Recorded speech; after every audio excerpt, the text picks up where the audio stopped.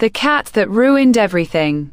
Once upon a time, in a quiet, suburban neighborhood, there lived a man named Thomas. He was a solitary, middle-aged bachelor who worked as an accountant at a small firm. His life, though predictable and uneventful, was something he had grown comfortable with. He enjoyed the silence of his tidy home, the occasional glass of wine, and his nightly ritual of reading a book before bed. But what Thomas didn't know was that his life was about to be turned upside down by a creature he had no business ever bringing into his life, a cat.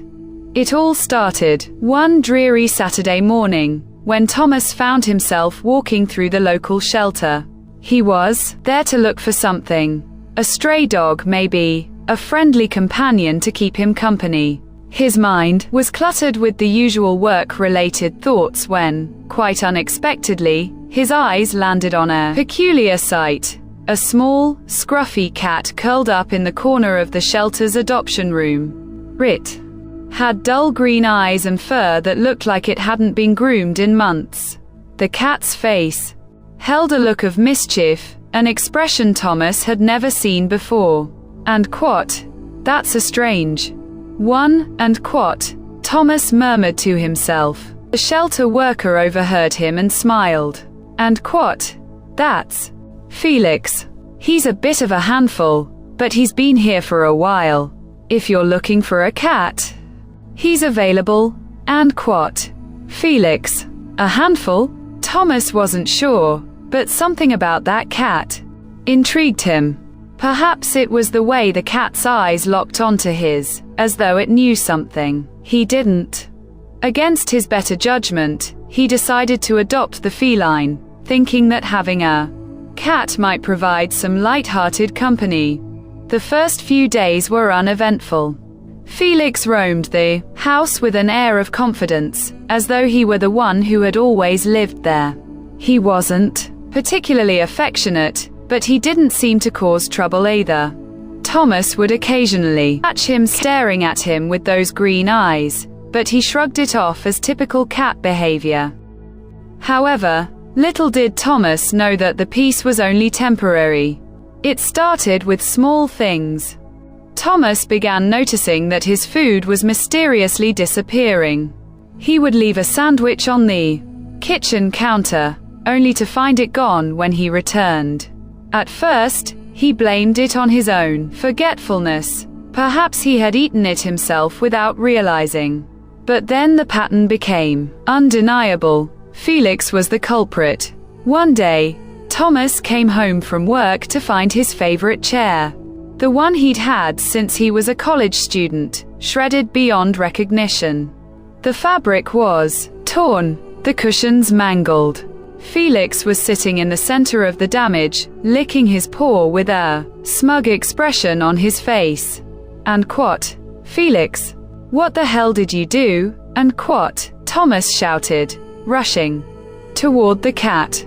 But Felix simply looked at him, unfazed. His tail flicked lazily, and he began to purr. It was as if the destruction had been nothing more than a casual indulgence for him. Over the next few weeks, the destruction escalated. Thomas's favorite books were torn apart. His carefully organized papers were scattered across the floor, and his beloved record collection was knocked off the shelf, leaving dozens of vinyls cracked and useless. Felix, it seemed, had an insatiable urge to destroy anything that held any value to Thomas. But Thomas couldn't bring himself to get rid of the cat. It was almost as if there was some invisible bond between them now, a connection he couldn't explain. Then, the real trouble began. It was late one night when Thomas was woken up by the sound of a crash coming from the kitchen. Groggily, he rubbed his eyes and got out of bed, wondering what Felix had gotten into this time. But when he entered the kitchen, his heart stopped. The entire pantry had been ransacked.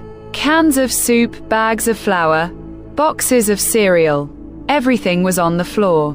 Felix was standing in the middle of the chaos, a can of tuna in his mouth, looking completely satisfied with himself. "And what? Why are you doing this, and what?" Thomas muttered, feeling a surge of frustration rising within him. His once orderly life had become a never-ending cycle of cleaning up after this wretched cat. But that was just the beginning of Felix's reign of chaos. Thomas began losing his job. At first, it was just minor errors in his work. He'd forget to send important emails, miss deadlines, or make basic mistakes on spreadsheets. His colleagues started to notice, and soon his boss pulled him aside for a meeting. "Thomas," his boss said, his tone stern but sympathetic, "we've noticed a pattern of mistakes lately.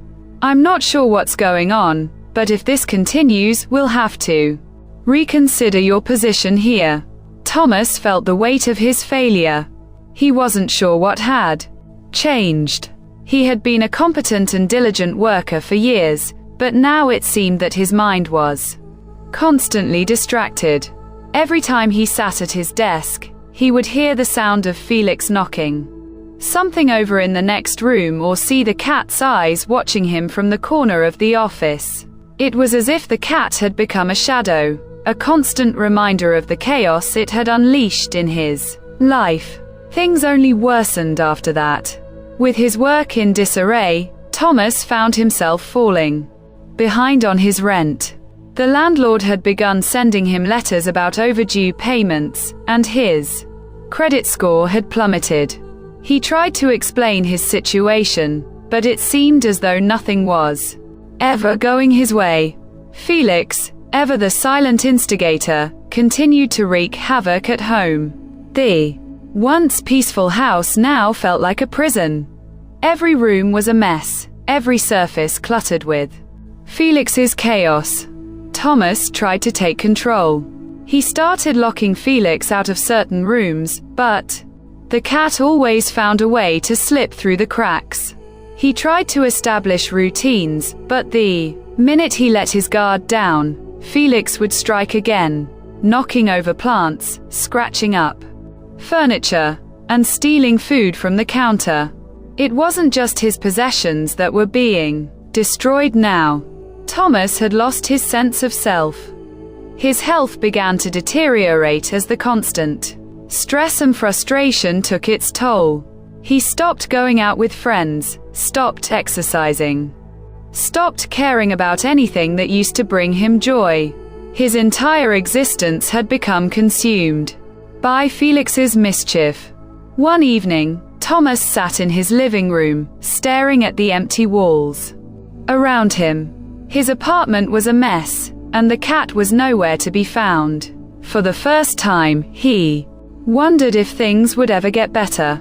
The cat's eyes had haunted him for months, its constant presence always lurking in the background. He had tried everything, yelling at the cat, locking it outside, even attempting to train it. But nothing worked. It was as though Felix had a power over him, a power that was slowly eroding everything he had. And then, just when Thomas thought he couldn't take it anymore, Felix did something that truly broke him. It was the day Thomas was supposed to have an important meeting with a potential new employer. He had spent the night preparing, dressing in his finest suit, rehearsing his speech, and making sure everything was in order. This was his chance to turn things around, to get back on track. As he walked into the living room to grab his briefcase, he saw Felix sitting on the couch, looking up at him with those same piercing eyes. In a split second, Felix jumped from the couch and sprinted toward the coffee table, knocking over a glass of water onto Thomas's laptop. The screen fizzled and died instantly. "No, not now," Thomas screamed, grabbing the laptop and frantically trying to dry it off. But it was too late. The damage was done. His entire presentation, all his work for the past few days, was gone. Thomas sank to his knees in disbelief. Felix sat calmly in the background, watching him with an almost satisfied expression. The cat had done it again, destroyed his life, his future, and his hope in a single moment. In that moment, Thomas realized something. Felix wasn't just a cat. He was a symbol of everything that had gone wrong in Thomas's life. The chaos, the destruction, the failures, it all came crashing down on him, and he could no longer pretend it was just bad luck or poor decisions. It was Felix. Felix had ruined everything. With a heavy heart and a mind filled with frustration, Thomas stood up and looked at the cat one last time. He had no idea what to do. He couldn't take it anymore. The cat had won. Felix had destroyed everything. And with that, Thomas walked out of his apartment, leaving behind the cat, the wreckage, and the shattered remnants of his life. Felix, the little creature that had torn his world apart, remained in the quiet shadows of the room, watching with those ever-watchful green eyes.